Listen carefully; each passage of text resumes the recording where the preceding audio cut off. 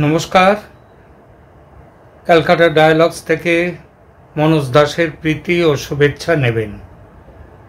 বাংলাদেশ সেনাবাহিনীর 2 brigadier general, একজন colonel, একজন লেফটেন্যান্ট কর্নেল এবং একজন মেজর, মোট 5 জন আর্মি অফিসার গৃহবন্দী হয়ে ঢাকা ক্যান্টনমেন্টে আছেন সেই 5 এপ্রিল রাত থেকে।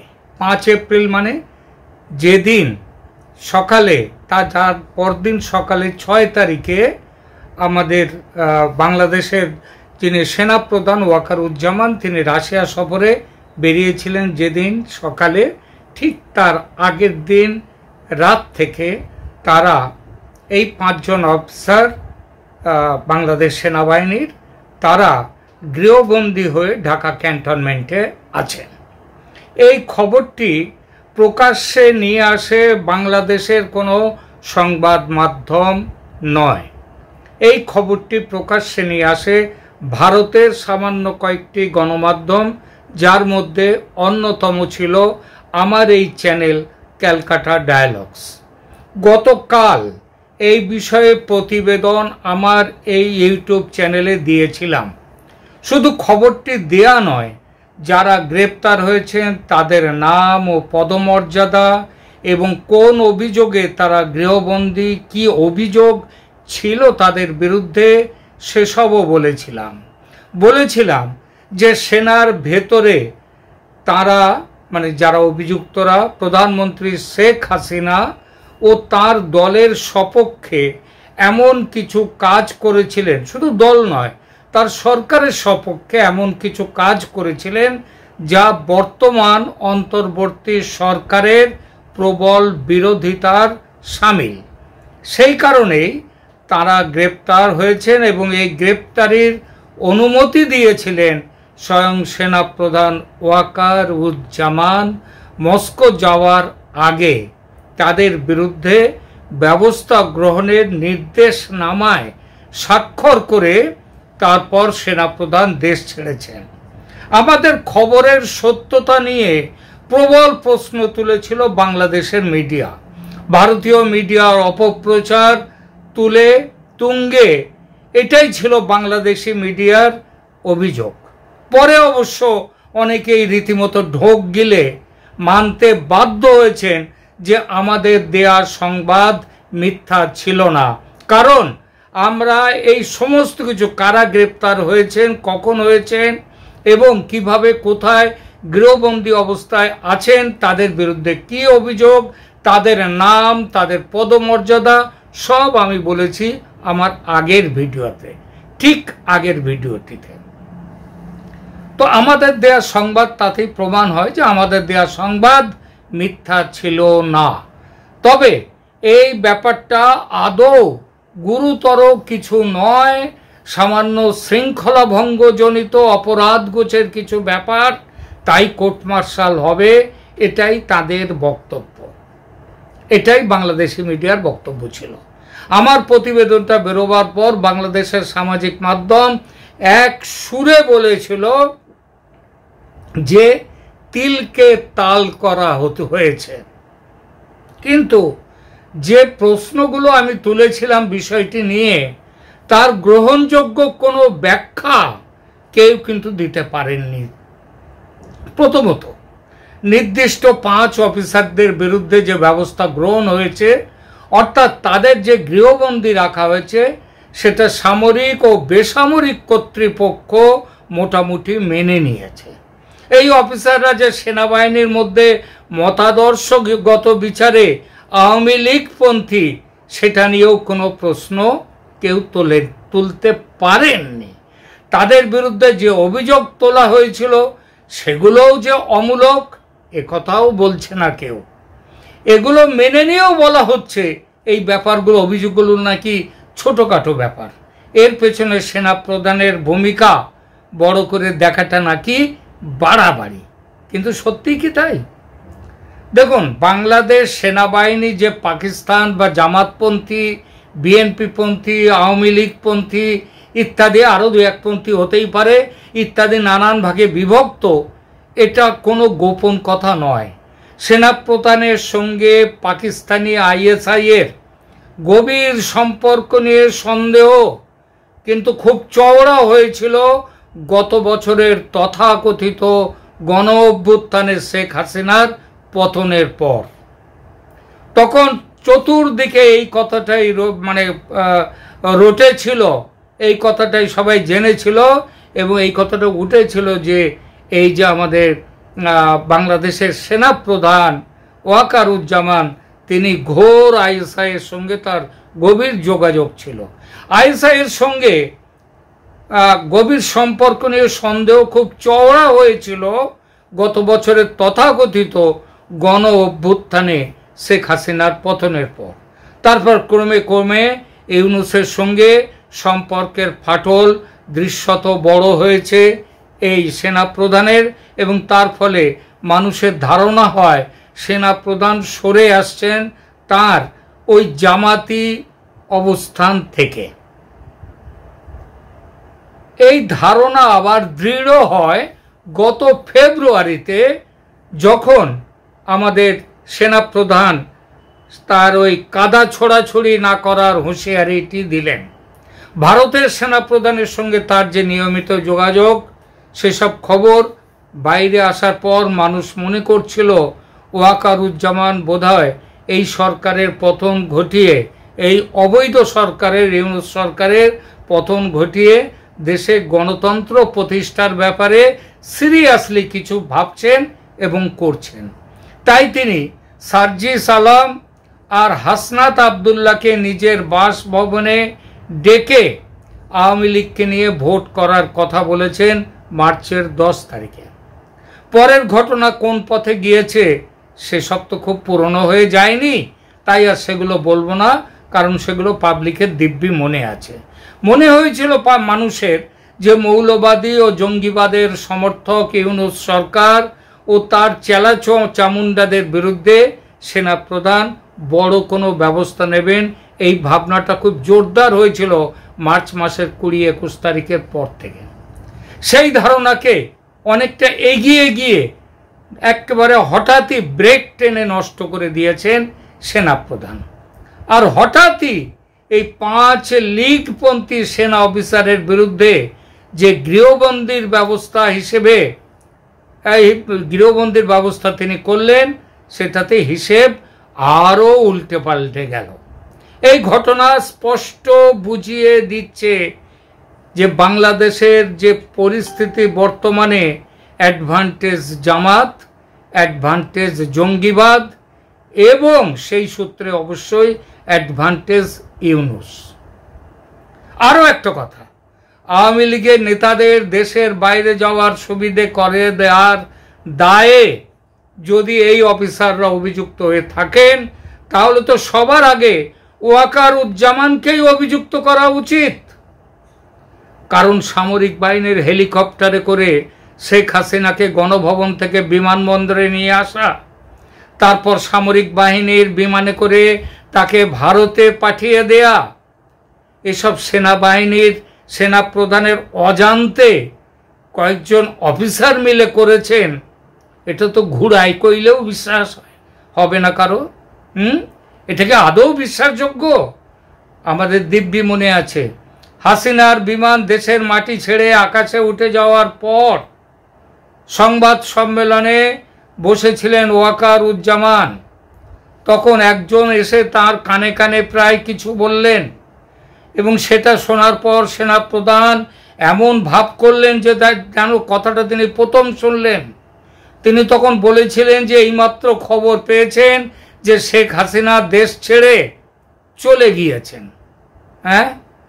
তিনি জানতেন না শেখ হাসিনা সেনাবাহিনীর হেলিকপ্টার, বিমান, সেনাবাহিনীর অফিসারদের নিয়ে চলে গেলেন ভারতে। তিনি জানতেন না এর কিছুই। এটা ডাহা মিথ্যে কথা। গত 9 মাস এই মিথ্যে কথা নিয়ে বা এই বিষয়টি নিয়ে অন্তর্বর্তী সরকারের কেউ কিন্তু তাকে কোনো প্রশ্ন করেননি। এটা ভাববেন, কারা গিয়েছিল তার সঙ্গে, কিভাবে গিয়েছিল, সেটা নিয়েও কোনো প্রশ্ন এর মধ্যে কোনোদিন ওঠেনি।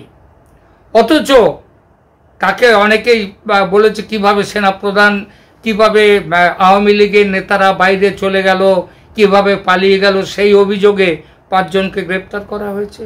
যে কটা অভিযোগ রয়েছে তার মধ্যে এটাও অন্যতম। তাহলে আর সবাইকে এই 5 জনকে প্রশ্নের মুখে ফেলা হলো, তাহলে সেনাপ্রধানকে কেন প্রশ্নের মুখে ফেলা হলো না? কারণ কেউ তাকে এই প্রশ্নটি করেননি। কেন করেননি? কারণ সেনাপ্রধান এই ব্যাপারে 5 জনকে বলির বকরা করে নিজে সেফ থাকার একটা ব্যবস্থা এই সরকারের সঙ্গে আলোচনা করে সেটা তৈরি করে ফেলেছেন। তিনি নিজের সপক্ষে নিজের সেফ থাকার একটা ব্যবস্থা করেছেন। এই যে অফিসারদের 5 জন, এদের বিচার ক্রাইম ট্রাইব্যুনালে হওয়ার কথা আমিও বলেছি আমার গতকালকের ভিডিওতে। হওয়া উচিত নয়। কর্মরত অবস্থায় সেনাবাহিনীর কোনো অফিসার কিংবা কর্মী, তাদের বিরুদ্ধে কোনো অভিযোগ উঠলে তার জন্য কোর্ট মার্শাল হয়, তাদের জন্য কখনো আইসিটিতে যাওয়া হয় না। আর এই আইসিটিটা তৈরি করেছিলেন শেখ হাসিনা যুদ্ধ অপরাধীদের বিচারের জন্যে, 71-এর মুক্তিযুদ্ধের অপরাধীদের বিচারের জন্যে। সুতরাং এই ট্রাইব্যুনালে যে এদেরকে নিয়ে যাওয়া হচ্ছে, এই 5 অফিসারকে, সেই জন্যই কি ওয়াকারুজ্জামান নিজেকে সেফ রাখতে এই খেলাটা খেললেন? কারণ যে বিষয়টি পুরোপুরি সেনাবাহিনীর অভ্যন্তরীণ বিচার্য বিষয়, সেখানে আইসিটি বা ইন্টারন্যাশনাল ক্রাইম ট্রাইব্যুনাল মাথা গলাতে পারে না। এর জন্য কোর্ট মার্শাল হয়, কিন্তু কোর্ট মার্শালের বিচার পাবলিকলি হবে না। সেখানে সেনাপ্রধান নিজের প্রভাব খাটিয়ে অভিযুক্তদের মুক্ত করে দিতে পারেন, সেটা ভেবেই পুরো বিচারটা আইসিটিতে করার ব্যবস্থা করেছে সরকার। অথচ ওয়াকারুজ্জামান এই ভয়েই রাশিয়া যাওয়ার আগে এই অফিসারদের ফাঁসিয়ে দিতে বাধ্য হয়েছেন। তিনি স্পষ্টভাবে অস্বীকার করতে পারতেন বিষয়টা, তিনি স্পষ্টভাবে এই অফিসারদের নির্দোষ বলতেই পারতেন, তা তিনি করেননি। কেন? এর 2টো কারণ হতে পারে। একটা হলো নিজে মাথা নুইয়ে, মাথা নত করে তিনি নিজে বাঁচলেন, এবং 2, জঙ্গি শিবিরকে এই বার্তাও দিলেন, আমি কিন্তু তোমাদেরই লোক, তোমরা যাই করো আমি তোমাদের সঙ্গে। এরপর ইউনূস এবং তার দলবল যদি নির্বাচন না করে 5 বছর ক্ষমতা আঁকড়ে পড়ে থাকে, তবে এই সেনাপ্রধান তার বিরুদ্ধে যে কোনো কড়া ব্যবস্থা নেবেন সেটা ভাবার কোনো কারণ নেই। ইতিমধ্যেই বাংলাদেশের অন্তর্বর্তী সরকারের স্বরাষ্ট্র উপদেষ্টা তিনি বলতে শুরু করেই দিয়েছেন যে মানুষ চাইছে আমরা 5 বছর এই সরকার থাকি, এবং মানুষ চাইছে সাথে যদি সেনাপ্রধান ওয়াকারুজ্জামান চাইছেন, এই কথাটা বললেও কি খুব অন্যায় করা হবে? তিনি সেনাপ্রধান এখন সমঝোতার রাস্তায় চলবেন। তিনি যে এই যে রাশিয়া গেলেন, আমরা এতদিন ভাবছিলাম যেখানে এখন দেশের প্রতিদিন চালাবার টাকা নেই, অর্থ নেই, কাঁচামালের অভাবে শিল্প বন্ধ হয়ে যাচ্ছে, ভারত একটা প্রচণ্ড ধাক্কা দিয়েছে ট্রান্সশিপমেন্ট ফ্যাসিলিটি বন্ধ করে, অর্থাৎ ভারতের মাটি দিয়ে বাংলাদেশের জিনিস বিদেশে যাবে না, শুধু নেপাল আর ভুটানের জন্যই কেবল একটা ব্যবস্থা আছে, তাও ভারত ইচ্ছা করে সে ব্যবস্থাটা করেনি, সেটা করতে বাধ্য হয়েছে ওয়ার্ল্ড ট্রেড অর্গানাইজেশন WTO তাদের নিয়মের নীতির ফলে। আবার তাহলে সেই জন্যেই কি আবার এখন মনে হচ্ছে এই যে হঠাৎই ভারত এই যে ট্রান্স ফ্যাসিলিটি বন্ধ করে দিল, মানে শিপিং ফ্যাসিলিটি বন্ধ করে দিল, তার পেছনে কি ভারতের কাছেও খবর এসছে যে এইভাবে আওয়ামী লীগপন্থী 5 সেনাবাহিনীর সেনাকর্তাকে তাদেরকে বলির বকরা করে দিয়ে, তাদেরকে গৃহবন্দির ব্যবস্থা করে দিয়ে জামাতের কাছে, জামাতপন্থী ISI পন্থী সেনার কাছে বার্তা পৌঁছে দিয়ে আমি তোমাদেরই লোক, এই বার্তা পৌঁছে দিয়ে ওয়াকারুজ্জামান কি মুখ লুকোবার জন্যে রাশিয়ায় গেছেন? কারণ বাংলাদেশের বর্তমানে যা পরিস্থিতি তাতে রাশিয়ার সাথে কোনো চুক্তি হতে পারে না, বিশেষত অস্ত্র বিক্রয় চুক্তি তো অবশ্যই। ভারত সেটা ভারতের বিরাট করে বলার কিছু দরকার নেই, রাশিয়াকে বলে দিলেই রাশিয়া থেমে যাবে। আর তাছাড়া বাংলাদেশের সাথে কোনো ওয়াকারের সাথে যে কোনো চুক্তি হয়েছে তার কোনো খবর এখনো কিন্তু পাওয়া যায়নি। এই চুক্তি করার অধিকারটাও কিন্তু ওয়াকারুজ্জামানের নেই, সেটা করবে বাংলাদেশের সরকার। সেনাবাহিনী অফিসিয়ালি এখনো কোনো সরকার নয়। এই পরিস্থিতিতে ভারত তাহলে কি করবে? আমি এক্ষুনি বললাম, এই যে ট্রান্সশিপমেন্ট ফ্যাসিলিটি যেটা বন্ধ করেছে ভারত, সেটা কিন্তু বাংলাদেশকে হাতে মারা এবং ভাতে মারা। হাতে মারার জন্য তো হাসিমারার বিমানবন্দরে কি ব্যবস্থা হয়েছে ফ্যাসিলিটিতে ভারতীয় সেনার, সেটা আপনারা জানেন। MiG-29, রাফাল সব এসে গেছে, S-400 গুছিয়ে রাখা হয়েছে, হাওয়াইজার বিমান এসে গেছে, সব কিছুই সেখানে যেভাবে তৈরি হয়েছে এইভাবে তৈরিটা পাকিস্তান সীমান্তে পর্যন্ত ভারত করেনি। আম্বালাতে যেটা হাসিমারা এবং ওই ওখানে হচ্ছে আমাদের চিকেন নেকের আশেপাশ জুড়ে। সুতরাং ভারতের কাছে খবর এসেছে, এটা নির্ঘাত। ভারত জেনেছে ওয়াকারুজ্জামানের এই যে খেলাগুলো এগুলো বুঝে গেছে। এই পরিস্থিতিতে ভারত তাহলে কি করবে? এই ব্যাপারে ভারতের দায়িত্বপ্রাপ্ত হয়েছেন আপনারা সবাই জানেন অজিত ডোভাল। পুরো প্ল্যান সাজাচ্ছে অজিত ডোভাল। এর আগে অজিত ডোভালের প্ল্যান এর মধ্যে ছিলেন আমাদের Wakaruzzaman. Plan B, plan C এর পর আছে। যুদ্ধটা কিন্তু এই প্ল্যানের মধ্যে এতেও নেই, বিতেও নেই। সিতে আছে কিনা জানি না, তারপরে কখনো থাকতে পারে, কিন্তু ভারত এই মুহূর্তে সরাসরি যুদ্ধের পক্ষে নয়। তাহলে ভারতের এই প্ল্যান বি কি? সেই প্ল্যান বি সেটা নিয়ে দু একদিনের মধ্যে আপনাদের সামনে আবার হাজির হব। আজকে এই মুহূর্তে আপনাদের সে বিষয়ে আমি বলছি না। আরও একটু থিতিয়ে যাক এই উত্তেজনাকর পরিস্থিতিটা, তারপরে আপনাদেরকে জানাবো যে আগামী দিনে খুব শিগগির কি হতে চলেছে। এখনকার মতো এখানেই রাখছি। ভালো থাকবেন, ধন্যবাদ।